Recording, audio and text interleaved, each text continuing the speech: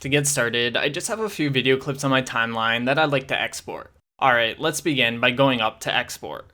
Now from the presets, you want to double click either the H.264 high profile or the YouTube setting. The main difference between these two is that the YouTube setting will make your video file smaller due to the extra compression. Once you double click one of those settings, click the advanced button.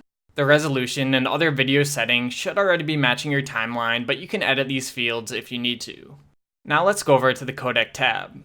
In here, I recommend increasing the quality to around 80 or 85%. Alright, now just click the export file button. Choose where you'd like to save your file and give it a name. Okay, and then it'll render over in this jobs window. Once it's complete, just find your video in File Explorer and you'll be able to play it back. Alright, and that's it for this tutorial. Thanks for watching and see you next time.